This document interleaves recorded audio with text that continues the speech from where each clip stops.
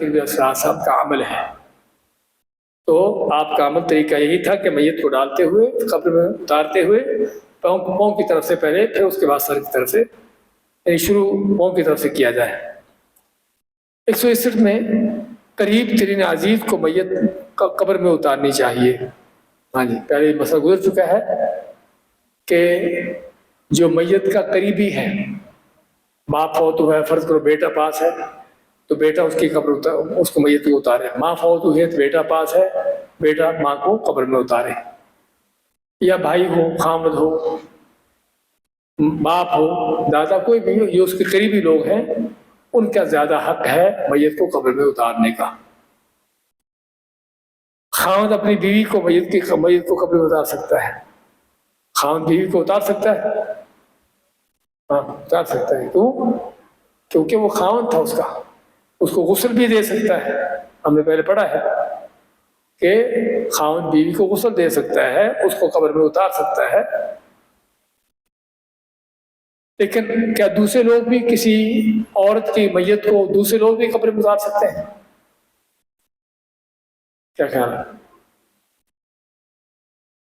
ایک تو ہے نا رشتے دار اتارے، خامد، بیٹا، بھائی، باپ، لیکن اگر کوئی دوسرے غیر محرم لوگ ہیں وہ وہی تو نہیں اتار سکتے عورت کو۔ کیا خیال ہے؟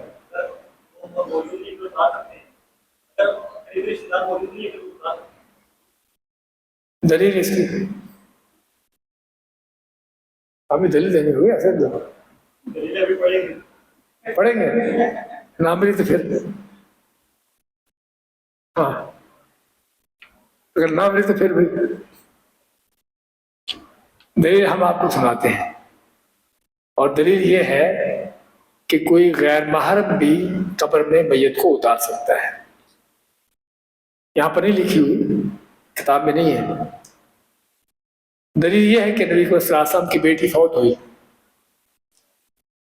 تو آپ نے ایک صحابی جن کا نام طلحہ ہے ان کو قبر میں اتارنے کو کہا، حالانکہ حضرت طلحہ ان کے محرم نہیں تھے۔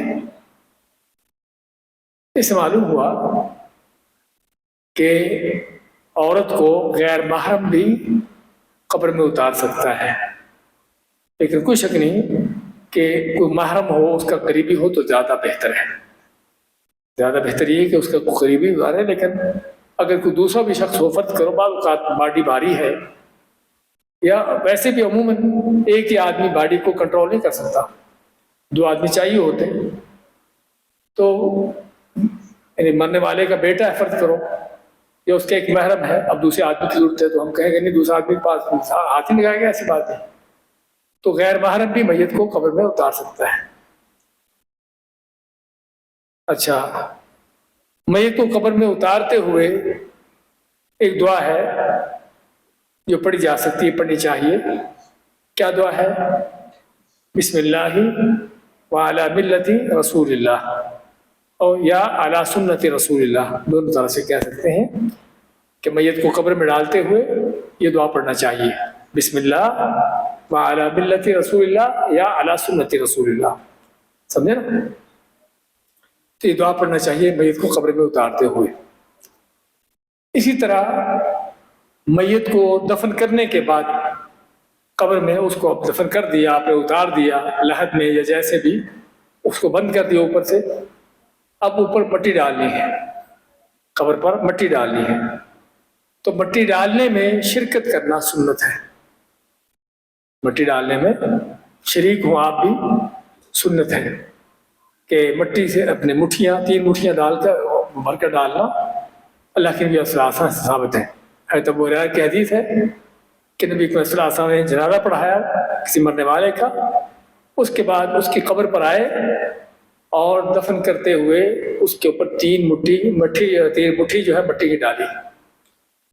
تو اس لیے قبر پر مٹی ڈالنا مٹھیوں سے کے ساتھ یہ سنت ہے۔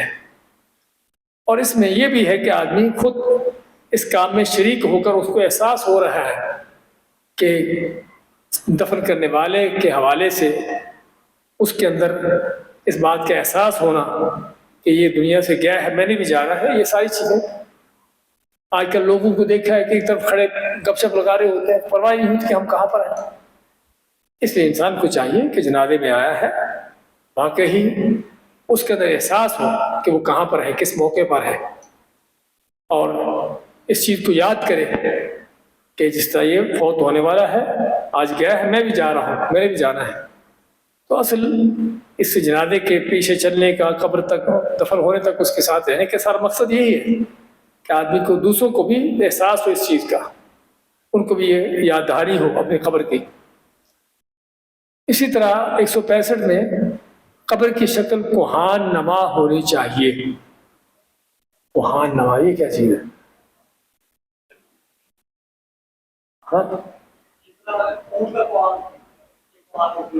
اونٹ کی کوہان، تو اس کا معنی کیا ہے؟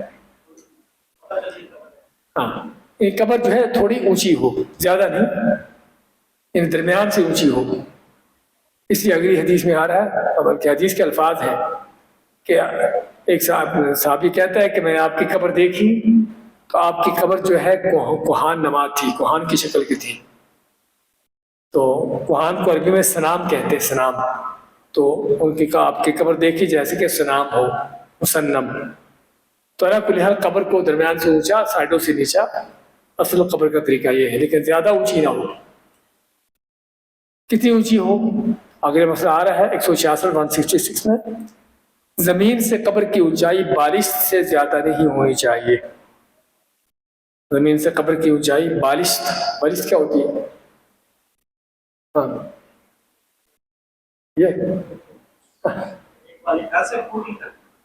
یہ پوری بالش ہے، یہ بالش ہے، ہاں یہ بالش ہے، سمجھے نا؟ یہ بالش ہے یہاں سے لے کر یہاں تک، انگوٹھے سے لے کر چھوٹی انگلی کے ناخن تک، یہ ہے بالشت۔ تو قبر جو ہے اتنی اونچی ہونی چاہیے، اصل سنت یہی ہے۔ اور اس کی دلیل کیا ہے؟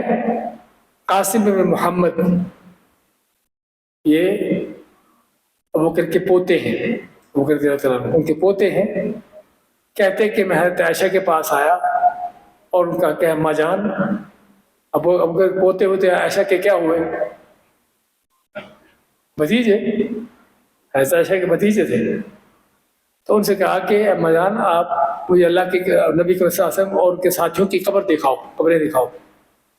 تو کہتے کہ میں نے 3 قبریں دیکھی، نہ تو اونچی تھی زیادہ اور نہ بالکل نیچی تھی، اور ان پر جو ہے وہ سرخ ریت ڈالی ہوئی تھی، سرخ کینکر اس پر ڈالے ہوئے تھے۔ تو اس پر یہ معلوم ہوا کہ کینکر بھی قبر کے اوپر ڈالے جا سکتے ہیں، مٹی ڈالنے کے بعد اوپر کینکر ڈالے جا سکتے ہیں، کنکریٹ ڈالا جا سکتا ہے، کنکریٹ نہیں، کینکر صرف پتھر کے، سیمنٹ کے بغیر، صرف اکیلا پتھر۔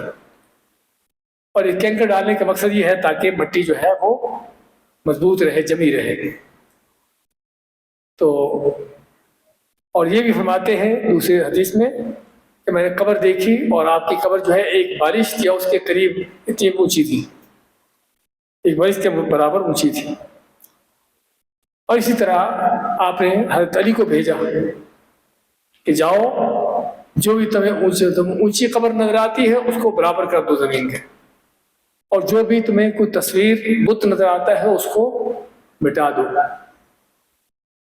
تو اونچی قبروں کو آپ نے زمین کے برابر کرنے کا حکم دیا، لیکن یہاں پر اونچی قبروں سے مراد جو زیادہ اونچی ہے، اس طرح کے بعد اوقات بہت زیادہ اونچی قبریں بناتے ہیں، تو آپ نے ایسی قبروں کو گرانے کا حکم دیا، لیکن ایک بالش جو ہے اس کو اونچا کیا جا سکتا ہے تاکہ معلوم ہو کہ قبر ہے۔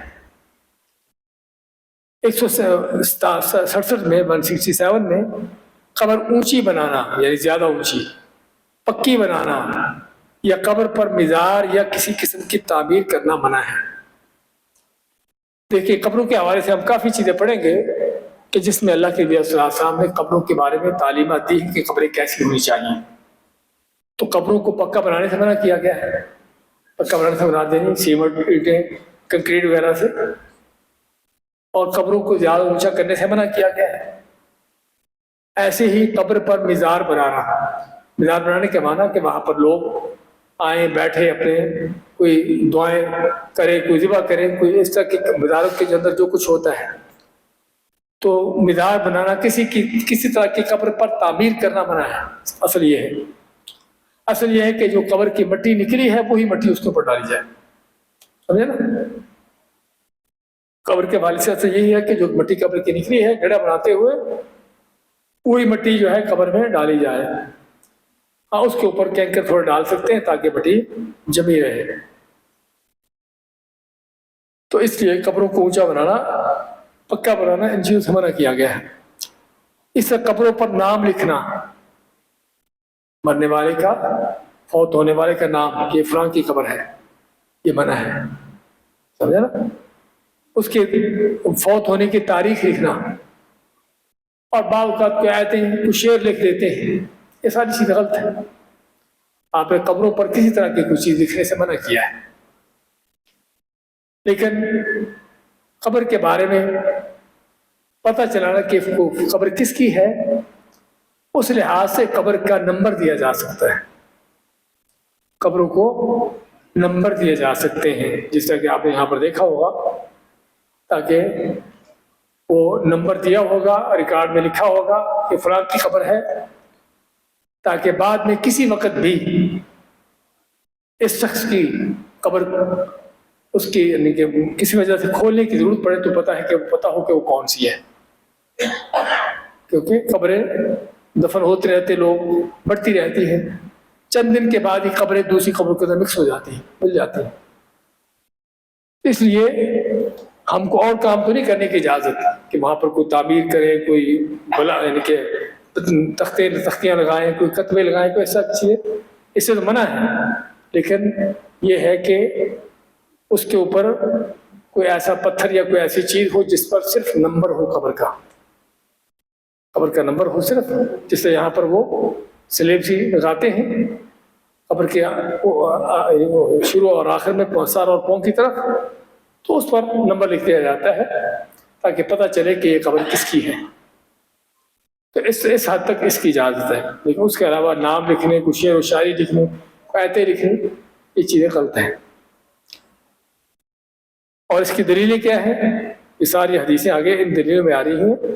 حضرت جابر کی حدیث کہ نہا نبی صلی اللہ علیہ وسلم ایبنا القبر او یزاد علیہ او یجسس علیہ، کہ نبی صلی اللہ علیہ وسلم نے قبر پر کس طرح کی تعبیر کرنا، یا قبر کو جو اس کی اصل حیثیت ہے اس سے بڑھانا، یعنی مٹی سے بڑھ کر اور مٹی ڈال کے ڈال دینا، جو مٹی قبر کی مٹی سے وہی ڈالے، اور مٹی ڈالنے کی ضرورت نہیں ہے۔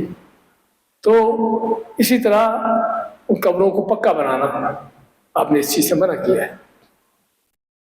اور دوسری حدیث میں آپ کا فرمان کہ صحابی کہتے ہیں کہ آپ نے قبروں کو پکا بنانے اور ان پر بیٹھنے اور ان پر کوئی تعبیر کرنے سے منع کیا۔ قبروں کو پکا بنانے سے منع کیا، قبروں پر بیٹھنا، قبروں پر بیٹھنے کے دو معنی ہیں۔ ایک تو ہے کہ قبر کے اوپر بیٹھنا، قبر کے اوپر بیٹھنا، ٹیک لگا کے بیٹھ جانا قبر کے ساتھ، تو یہ چیزیں منع ہیں، کیونکہ اس میں قبر کی توہین ہو رہی ہے۔ تو قبروں پر بیٹھنے سے منع کیا گیا ہے ویسے بھی، اور قبروں پر بیٹھنے کا دوسرا معنی کہ قبروں کے پاس بیٹھ کر کو اللہ کی عبادت کرنا، اور یہ پہلے سے بھی زیادہ گناہ ہے۔ یعنی قبروں پر بیٹھنے کا بھی گناہ ہے، لیکن اس سے زیادہ سخت کیا ہے کہ قبروں پر بیٹھا جائے عبادت کرنے کے لیے، جس میں شرک آتا ہے۔ تو اس حوالے سے حدیث میں ہے، جابر کی حدیث ہے کہ آپ نے قبروں کو پکا بنانے اور ان پر بیٹھنے اور ان پر تعبیر کرنے سے منع کیا۔ اور اس طرح جابر کی حدیث میں آپ نے کہ منع کیا اس چیز سے کہ قبروں کو پکا بنایا جائے یا ان پر کچھ لکھا جائے،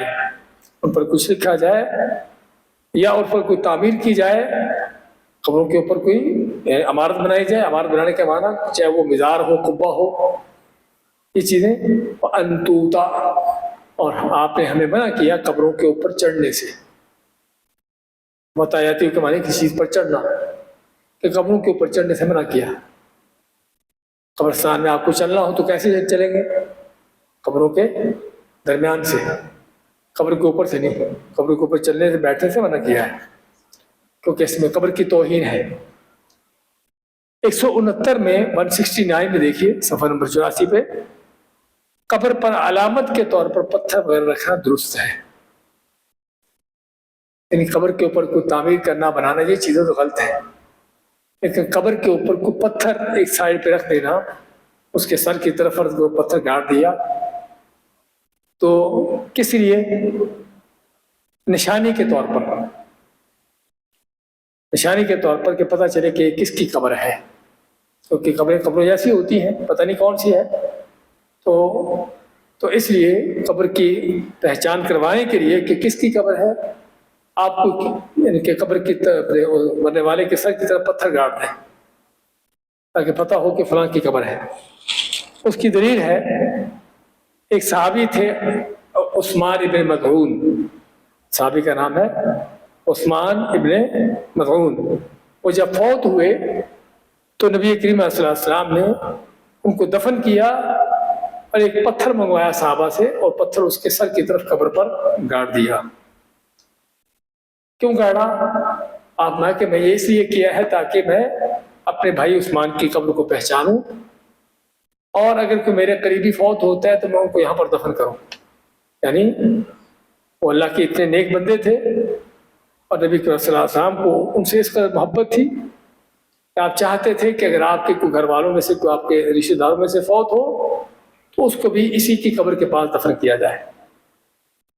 اس سے معلوم کیا ہوا کہ قبر کی نشانی کے طور پر پتھر گاڑا جا سکتا ہے، پتھر رکھا جا سکتا ہے، لیکن ابھی جیسا بتایا ہے کہ اوپر لکھ دیا جائے، نمبر لکھ دیا جاتا ہے، اسی سے قبر کی پہچان ہو جاتی ہے۔ تو اس لیے کہ یہ جو عام طور پر جو لگاتے ہیں قبر کے دونوں سائڈوں پہ، سر کی طرف اور پاؤں کی طرف بھی وہ سلیب گاڑتے ہیں، تو اس کے اوپر نمبر لکھ دیا جاتا ہے تاکہ قبر کی پہچان ہو۔ اچھا، 170 نمبر مسئلہ میں قبر تیار کرنے کے بعد اس پر پانی چھڑکنا درست ہے۔ قبر تیار کرنے کے بعد اس پر پانی چھڑکنا درست ہے۔ کیوں پانی کیوں چھڑکنا ہے؟ پکی ہو جائے تو پھر میں سیمنٹ سے پکی ہو۔ پانی چھڑکنے کا مقصد یہ ہوتا ہے کہ تاکہ مٹی بیٹھ جائے، مٹی جو ہے چپک جائے، بیٹھ جائے، اور ورنہ ہوا سے اڑتی رہے گی، کیونکہ بعض جگہوں پر مٹی ایسی ہوتی ہے جس سے ریت ہوتی ہے، تو اس پر پانی نہیں چھڑکو تو کیا ہوگا، وہ ساری ہوا سے اڑ جائے گی بالکل۔ اس لیے قبر بنانے کے بعد اس کے اوپر کینکر بھی ڈالے جا سکتے ہیں اور پانی بھی چھڑکنا درست ہے۔ اس کی دلیل حضرت جابر کی حدیث ہے کہ نبی صلی اللہ علیہ وسلم کو جب دفن کیا گیا تو ان کی قبر پر پانی چھڑکا گیا، ان کی قبر پر حضرت بلال نے پانی چھڑکا۔ اس سے پتہ چلا کہ قبر پر پانی چھڑکنا جائز ہے بلکہ سنت ہے۔ 171 میں 171 میں رات کے وقت تدفین درست ہے، رات کے وقت تدفین دفن کرنا جائز ہے۔ دلیل اس کی، اسی طرح تدفین کے بعد نماز جنازہ پڑھنی جائز ہے، یہ دوسرا مسئلہ ہے۔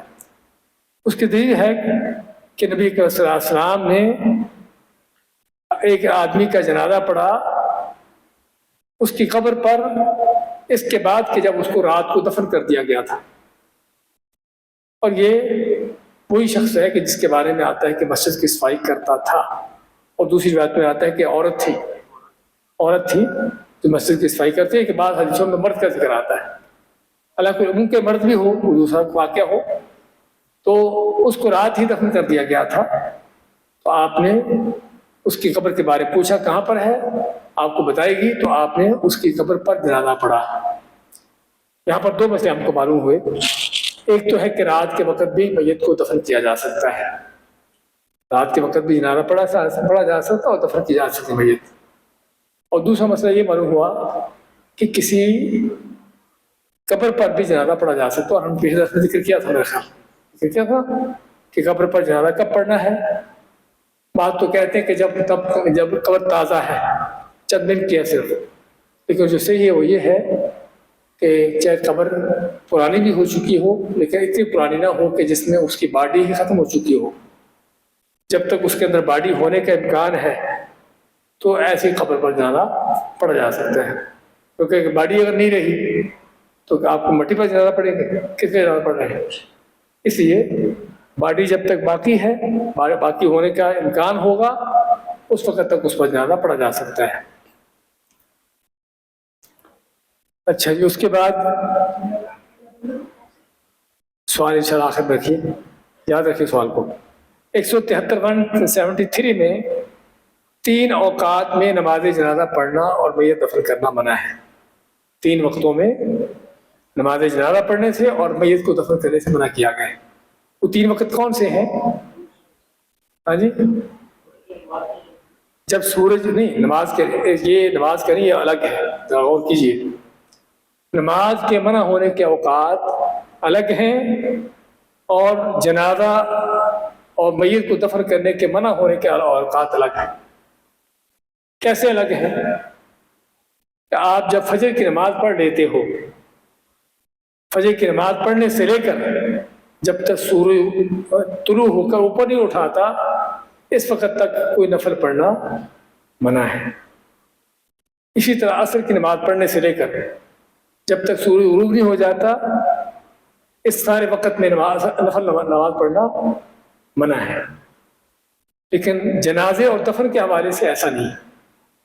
جنازے اور دفن کے حوالے سے آپ فجر کی نماز کے بعد بھی جنازہ پڑھ سکتے ہو، دفن کر سکتے ہو، لیکن جب سورج نکل رہا ہو اس وقت تک نہیں، اس وقت نہیں، نہ اس کو جنازہ پڑھیں گے اور نہ اس کو دفن کریں گے۔ اسی طرح عصر کے بعد آپ مغرب سے پہلے جنازہ پڑھ سکتے ہو، سمجھے نا؟ عصر کی نماز پڑھ لیا آپ نے تو اس کے بعد جنازہ پڑھ سکتے ہیں نا؟ ہم پڑھتے ہیں، جنازے بہت ہو، آپ کے سامنے ہوتے ہیں، سمجھے نا؟ ہاں، زیادہ تر اسی ٹائم تو عصر کے بعد مغرب سے پہلے جنازہ پڑھا جا سکتا ہے، میت کو بھی دفن کیا جا سکتا ہے۔ لیکن جب سورج غروب ہو رہا ہو، وہ صرف 5 منٹ کی بات ہوتی ہے، تو اس ٹائم نہ جنازہ پڑھا جائے اور نہ میت کو دفن کیا جائے۔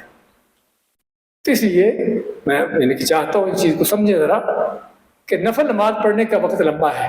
یہ توجہ دے ساتھی ذرا۔ ہاں بھائی، آپ لوگ کہاں بیٹھے ہوئے؟ آپ سے اگر سوال کیا جائے کہ میت کو کس وقت جو ہے اس کا جنازہ نہیں پڑھ سکتے، ہاں جی، فوت شدہ شخص جو ہے اس کا کس ٹائم جنازہ نہیں پڑھ سکتے؟ ہاں،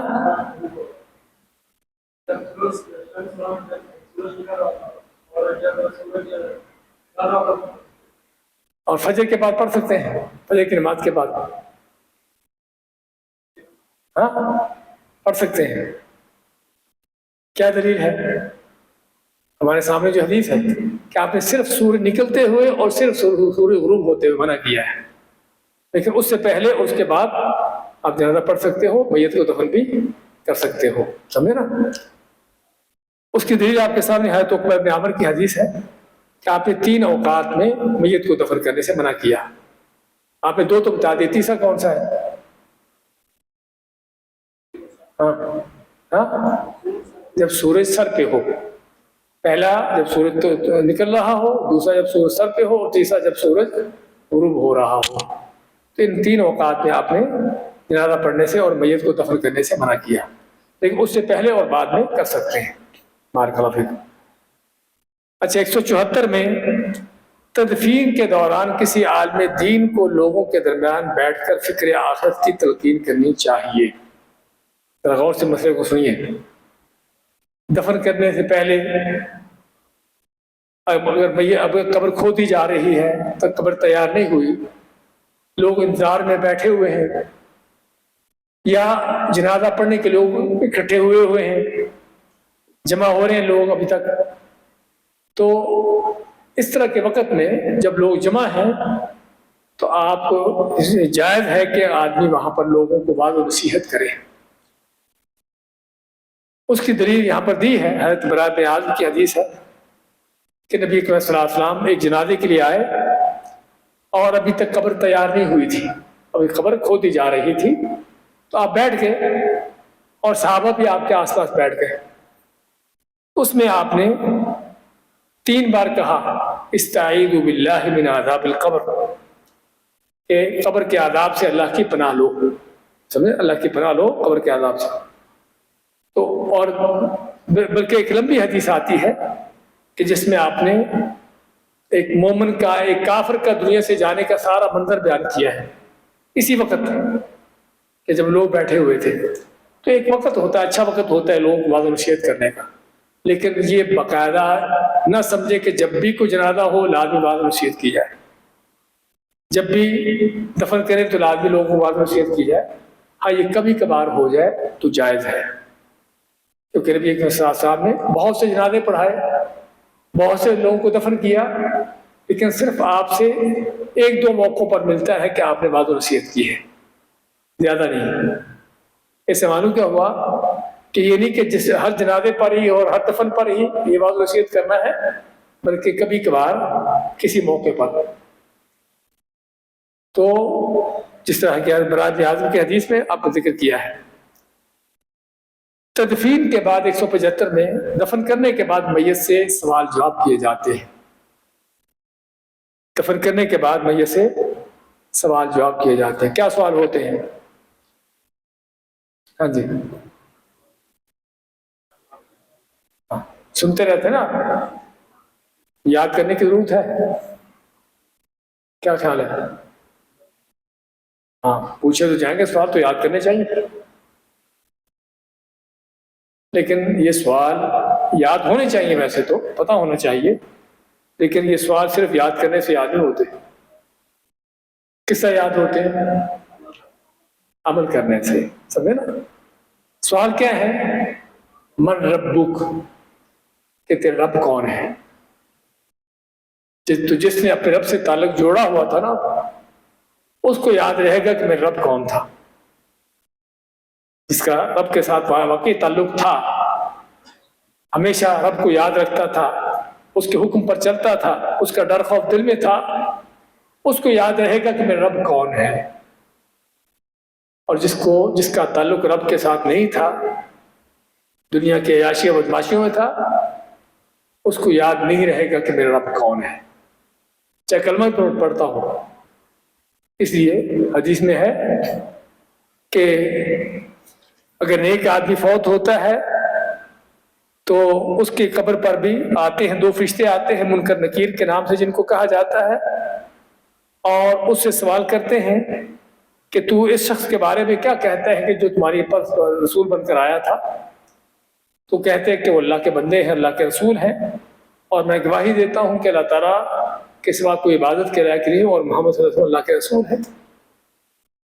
تو پھر کہتے ہیں، پھر اس کی قبر کو کھول دیا جاتا ہے 70 ہاتھ تک، بلکہ ایک دوسری حدیث میں حد نگاہ تک، جہاں تک اس کی نگاہ جاتی ہے اس کی قبر کھل جاتی ہے، اور اس کی قبر جو ہے نور سے منور ہو جاتی ہے، اور یہ سارا، اور پھر وہ دعا کہتا ہے کہ اللہ تعالیٰ تو قیامت قائم ہو تاکہ میں اپنے گھر میں یعنی جنت پہ جاؤں۔ اور اگر منافق ہے فوت ہونے والا، اس سے سوال کرتے ہیں، منافق جانتے کون ہوتا ہے؟ ہاں جی بتائیں گے آپ کہ منافق کون ہوتا ہے؟ ہاں جی بھائی سے سوال ہے، ہاں جی بتائیے، نہیں پتا تو بتا دیں گے، نہیں پتا مشکل نہیں ہے انشاءاللہ۔ ہاں جی آپ بتا دیں۔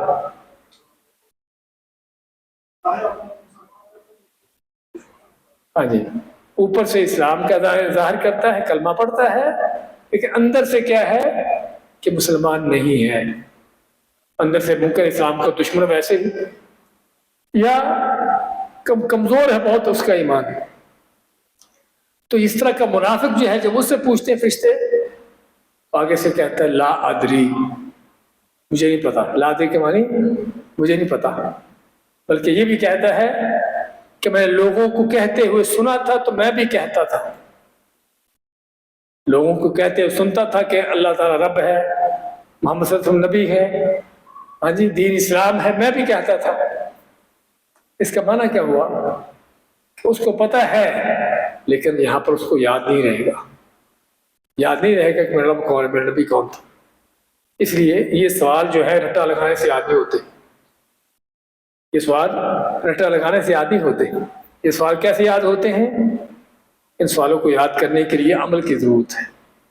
نبی اکرم صلی اللہ علیہ وسلم کے ساتھ محبت، آپ کی سنت، آپ کی اطاعت، اللہ تعالیٰ کی فرمانبرداری، اللہ پر سچا ایمان، خالص عقیدہ، اسلام کے ساتھ اپنا تعلق، ہاں یہ تعلق مضبوط ہوگا تو وہاں قبر میں سوال یاد رہیں گے، جواب دے دیں گے۔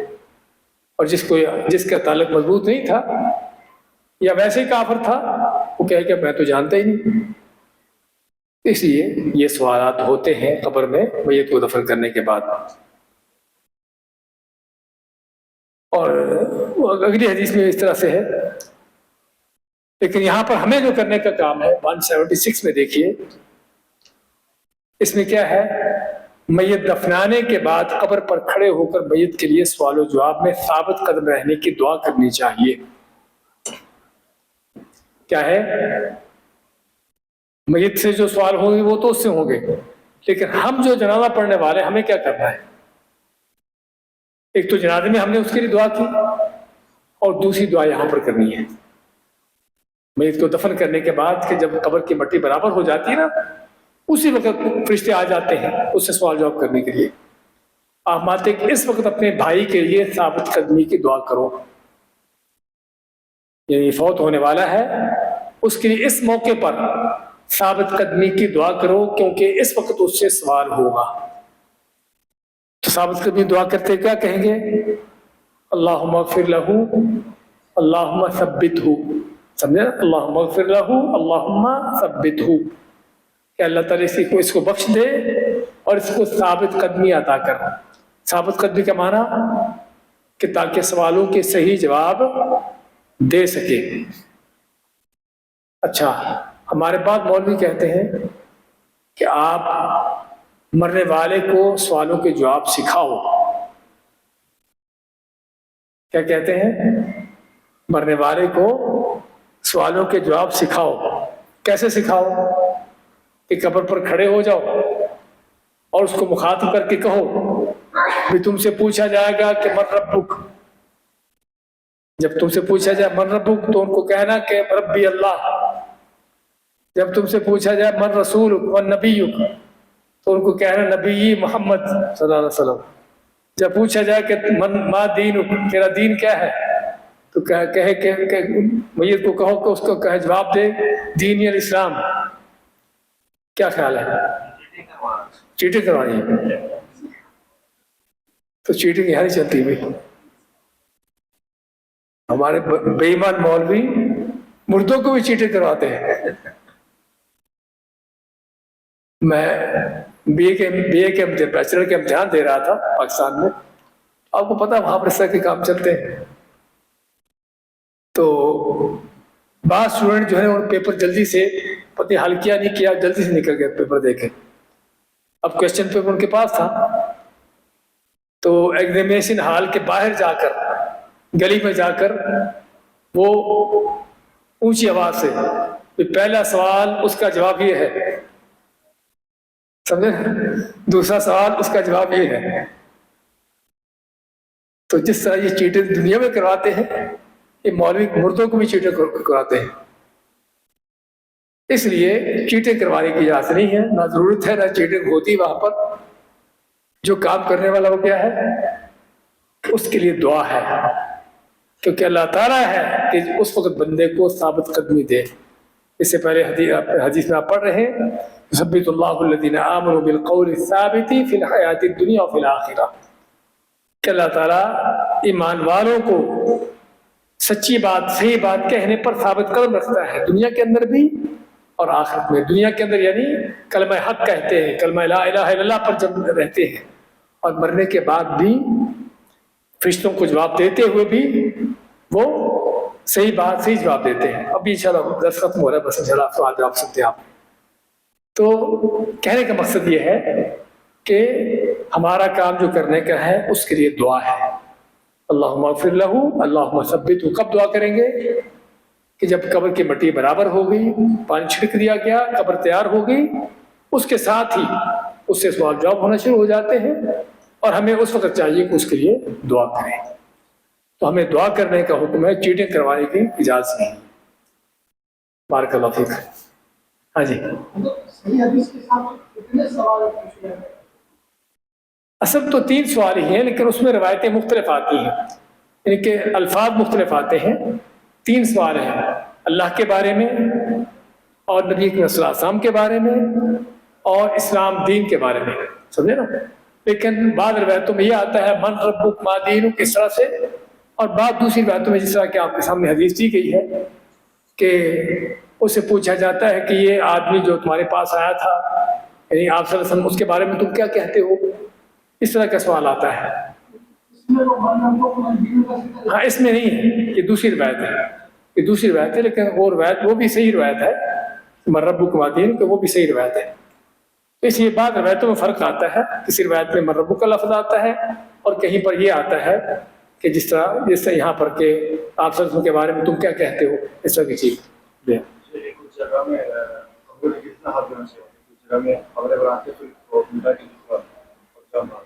کیا کرتے ہیں؟ ہاں دیکھیے، بھی قبروں کے اوپر قبریں بنانا یہ اہم سوال ہے کہ کیا ہم پہلی قبر کو ختم کر کے اوپر دوسری قبر بنا سکتے ہیں؟ ہاں اگر ضرورت ہو، بلکہ ضرورت رہتی ہے.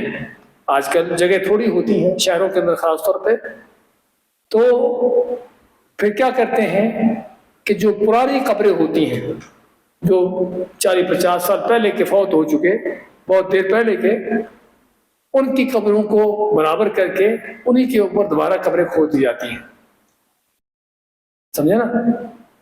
تو اس لیے اگر قبر بہت زیادہ پرانی ہو چکی ہو تو وہاں پر قبر کھود کر دوسری قبر وہاں پر دوسری قبر بنائی جا سکتی ہے.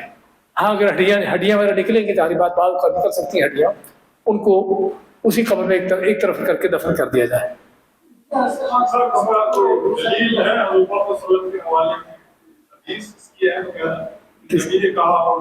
کہا نہیں ہے، لیکن یہ وقت کی ضرورت ہوتی ہے. اب دیکھیے مکہ اور مدینہ میں، مدینہ کا قبرستان بقیع جو ہے، نبی صلی اللہ علیہ وسلم کے زمانے سے لے کر لوگ دفن ہوتے آ رہے ہیں. سمجھے نا؟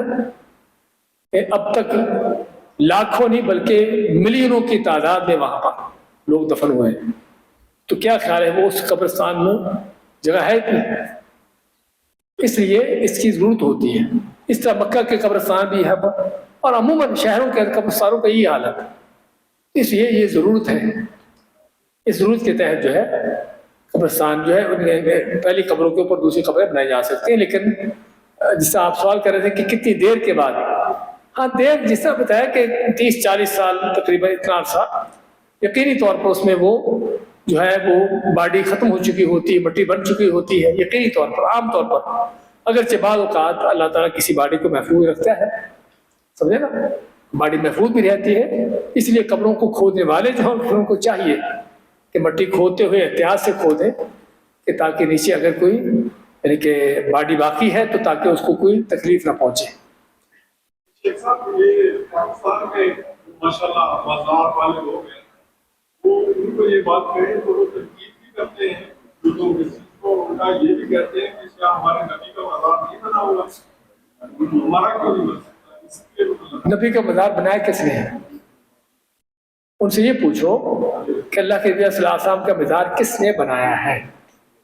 یہ تو آپ کا مسئلہ نہیں، ہم نہیں بات نہیں. دیکھیں، ایک آدمی اعتراض کرتا ہے، ایک آدمی اپنی حجت پیش کرتا ہے، پہلے اس کی حجت کو دیکھو کہ اس کی حجت کا کیا معاملہ کیا ہے. جو کہتے بس نہیں نا، آپ صلی اللہ علیہ وسلم کے آپ جب دفن فوت ہوئے تھے، آپ کی ہم نے پہلے پڑھا ہے ابھی چند پیچھے دستے ہیں کہ آپ کی قبر جو ہے وہ صرف ایک برش سے اونچی تھی اور صرف مٹی تھی، وہاں پر کوئی مزار نہیں تھا. حضرت عائشہ کے حجرے میں آپ کو دفن کیا گیا تھا، کوئی مزار وغیرہ کچھ نہیں تھا. یہ جو آپ گنبد دیکھ رہے ہیں یہ ترکوں نے بنایا ہے. ترکوں کی جو حکومت تھی نا، آج سے کوئی 500-600 سال پہلے، اس وقت بنا ہے. سمجھے نا؟ اس لیے کسی بدعتی کا، کسی غلط آدمی کا کیا ہوا کام دین نہیں بن جاتا. دین وہی ہے جو نبی صلی اللہ علیہ وسلم نے کیا ہے، جو صحابہ کرام نے کیا ہے. جو آپ نے صحابہ نے نہیں کیا وہ دین نہیں ہے بھائیو، سمجھے؟ اس لیے اس طرح کی میں چاہتا ہوں اس طرح کے مسئلوں کو سمجھے کہ بدتی لوگ اس طرح کی آپ کو دلیلیں دیتے ہیں کہ دیکھو آپ کا مزاج، ان سے پوچھو کہ آپ کو مزاج بنایا کس نے، پہلے یہ بتاؤ۔ ہم لوگ سنتے ہی ہم تو جا کے اس سے بحث نہیں کر سکتے۔ نہیں، بحث کرنے کی بات نہیں، اس نے غلط بات کہی ہے، ہمارا فرض بنتا ہے اس کو جواب دینا، اس سے پوچھنا، جواب دینے کی بات نہیں، آپ اس سے پوچھیں یہ مزار بنایا کس نے، پہلے بتاؤ، کیا آپ نے بنایا ہے؟ ابو بکر صدیق کی خلافت میں بنا ہے؟ عمر فاروق کی خلافت میں؟ کب بنا ہے؟ یہ تو ترکوں نے آج سے 500-600 سال پہلے بنایا ہے۔ ایک بدتی لوگوں نے، غلط لوگوں نے، جاہل لوگوں نے یہ کام کر دیا، تو اس کو دین بنا رہے ہو، اس کو حجت بنا رہے ہو، یعنی کہ وہ کیوں اس کو حجت کے طور پر پیش کر رہے ہیں کہ اگر آپ کا مزار بن گیا تو ہم اسے اپنے گھر میں بنا سکتے ہیں، اگر تو آپ نے خود بنایا ہوتا، صحابہ نے بنایا تو پھر تو ٹھیک تھا۔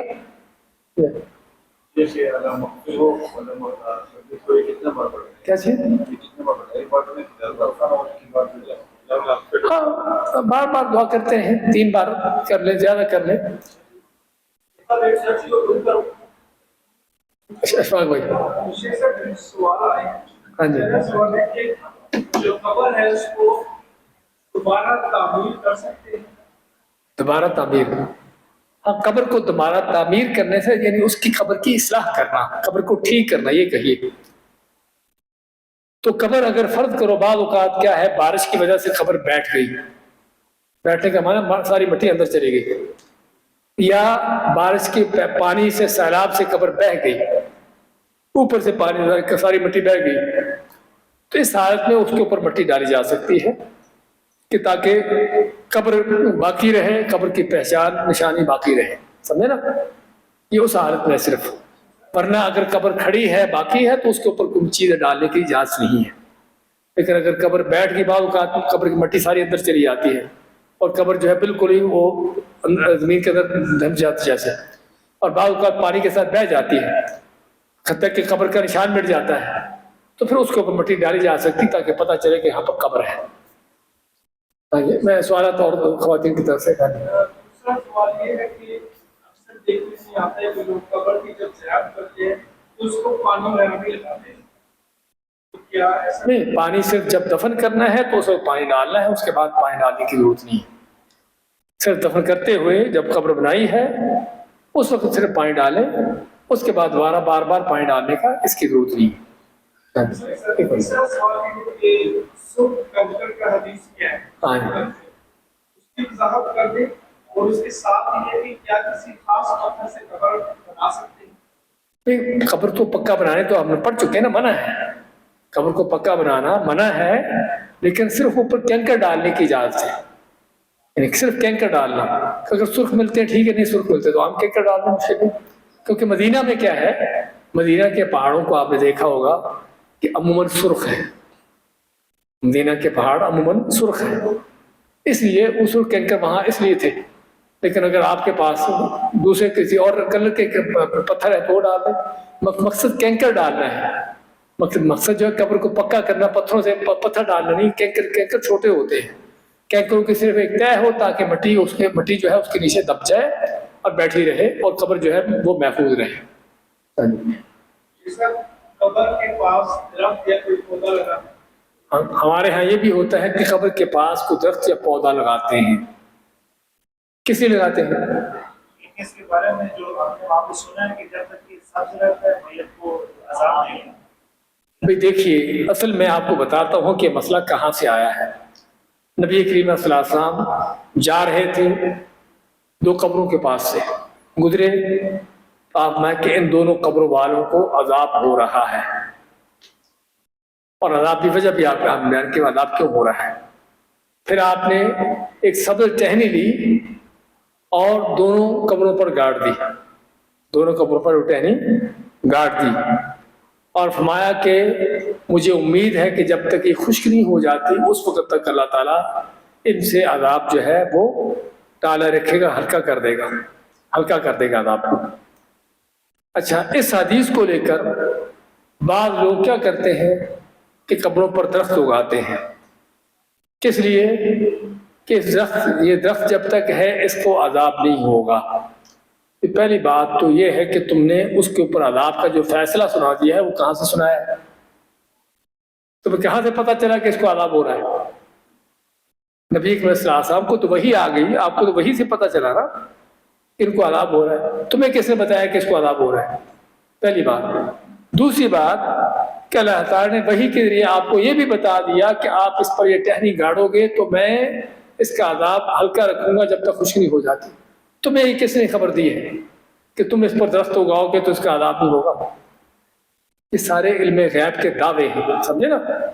اس لیے یہ چیز نبی کریم صلی اللہ علیہ وسلم کے ساتھ خاص ہے، اور خاص ہونے کی دلیل کہ آپ کو اللہ نے وحی کے ذریعے ساری خبریں دی تھیں اور کسی کے پر وحی نہیں آتی۔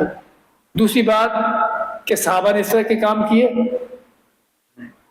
ہاں جی، صحابہ نے قبروں پر کوئی درخت لگائے، کوئی ٹہنیاں گاڑی، کیا ان کو نہیں پتا تھا کہ اللہ کے نبی یہ کام کیا ہے؟ یہ حدیث ہم کو کہاں سے پہنچی ہے؟ کس نے پہنچائی ہے؟ صحابہ نے پہنچائی ہے۔ انہوں نے کام کیوں نہیں کیا؟ انہوں نے کام اس لیے نہیں کیا کہ ان کو پتا تھا کہ یہ نبی صلی اللہ علیہ وسلم کا خاص کام ہے، ہمارا نہیں۔ اللہ نے آپ کو وحی کے ذریعے خبر دی تھی کہ اس کو عذاب ہو رہا ہے نہیں ہو رہا، آپ کی ٹہنی لگانے سے کو فائدہ ہوگا یا نہیں ہوگا، ہمیں اس کی خبر نہیں۔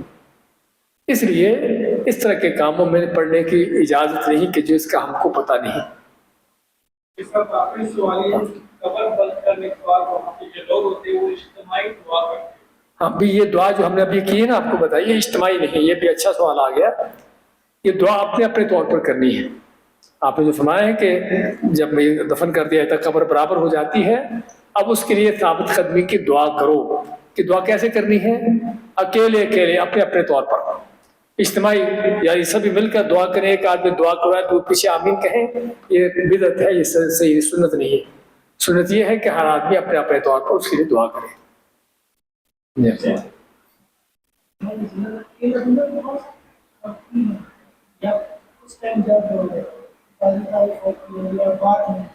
اب بتایا تھا کہ اصل تو جنازہ جماعت کی شکل میں پڑھا جائے، مرد بھی عورتیں بھی۔ عورتوں کے بارے میں ہم نے بتایا ہے کہ اکیلی گھر میں پڑھ سکتی ہیں جنازہ، لیکن فرض کرو آپ آتے ہیں مسجد میں اور جنازہ ہو چکا اور ابھی تک باڈی پڑی ہے، اٹھی نہیں، تو آپ اکیلے ہیں اور کوئی دوسرا نہیں، پڑھ سکتے ہیں، باڈی پر بھی پڑھ سکتے ہیں۔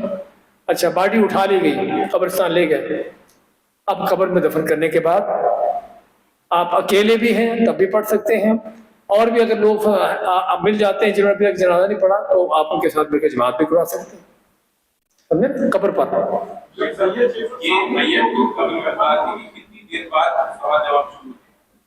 جب قبر برابر ہوتی ہے، قبر کو جب بنا لیا جاتا ہے، قبر تیار ہو جاتی ہے، اللہ کی باتیں اب اس سے سوال جواب ہوں گے۔ ہاں جی، آپ کیا کہہ رہے ہیں؟ جب یہ دفن ہو گئے، ہاں جی، آپ کے سامنے نیت نہیں، اگر آپ کو جنازہ پڑھنا تو اسے غیبانہ کر کے نہیں غیبانہ نہیں۔ اس لیے علماء کہتے ہیں کہ اگر میت اٹھا لی گئی پھر جنازہ نہیں، سمجھے نا؟ میت پڑی ہے، باڈی پڑی ہے، آج جنازہ اگر چلو پڑھ چکے ہیں، آپ بعد میں آتے ہیں، باڈی پڑی ہے تو پھر آپ جنازہ پڑھ لیں، لیکن باڈی اگر اٹھا لی گئی پھر جنازہ نہیں پڑے گی۔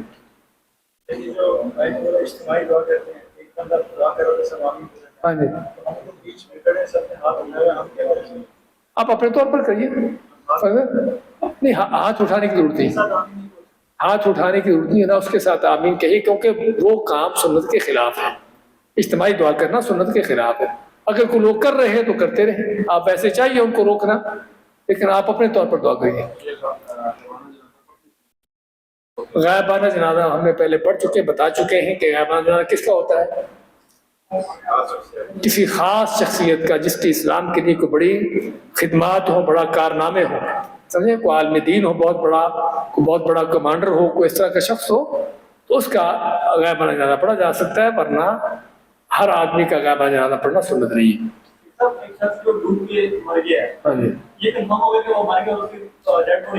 ہاں، اس کا غائبانہ پڑھ سکتے ہیں۔